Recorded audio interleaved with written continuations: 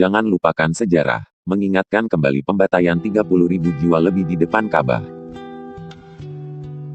Dr. Majdi Ar-Robai, pakar sejarah, berkata, "Aku telah menghabiskan 10 tahun dari umurku bersama Syiah, dan kupelajari sejarah mereka, kuteliti sepak terjang mereka dan tokoh-tokoh utama mereka. Demikian pula perseteruan mereka terhadap Ahlus Sunnah wal Jamaah. Itu semua kulakukan selama pengembaraan ilmiahku dalam rangka mendapatkan gelar master dan doktor di bidang sejarah Syiah, tepatnya di negeri Irak dan Iran. Kurenungi dengan seksama sekte Syiah Batiniyah yang menghalalkan darah kaum muslimin, dan menyebarkan paham Syiah dengan api dan besi, kekuatan senjata. Sampai mereka berhasil memaksa bangsa Iran sejak 400 tahun untuk memeluk Syiah. Mereka memaksa jutaan warga Ahlus Sunnah wal Jamaah di Iran untuk menganut paham Syiah.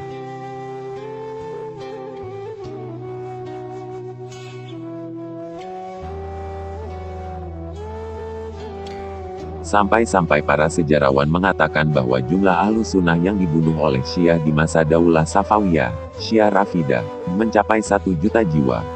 Mereka disembelih dengan pedang oleh tangan-tangan Syiah Rafidah, sehingga beralihlah Iran yang Sunni menjadi Syi'i Majusi sejak 400 tahun silam.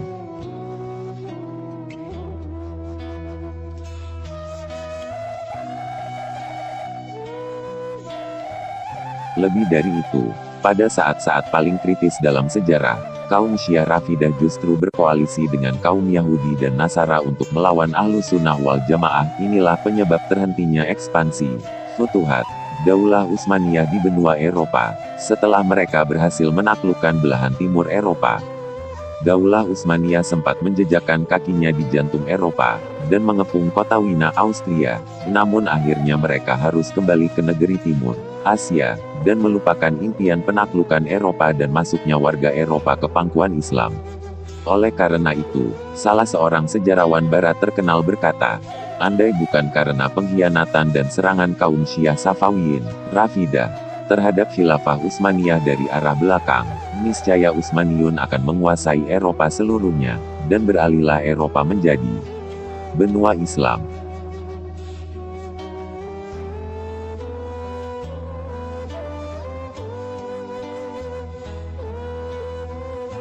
Di antara tragedi yang menjadikanku merenung cukup lama, dan hampir-hampir tak percaya hal itu bisa dilakukan oleh seorang manusia, apalagi yang mengaku muslim, ialah apa yang dilakukan oleh Syiah Karamita, salah satu sekte Syiah Batiniyah, di sekitar Baitullah, Masjidil Haram, pada tahun 317 H, tepatnya pada hari Tarwiyah, tanggal 8 Zulhijjah, ketika mereka menyerang jemaah haji dan membantai lebih dari 30.000 jiwa.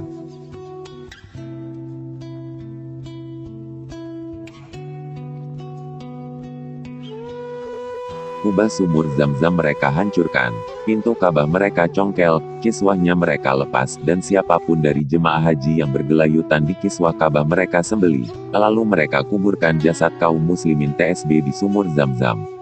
Setelah itu, mereka mencongkel Hajar Aswad dari tempatnya, dan membawanya ke negeri mereka, Asa.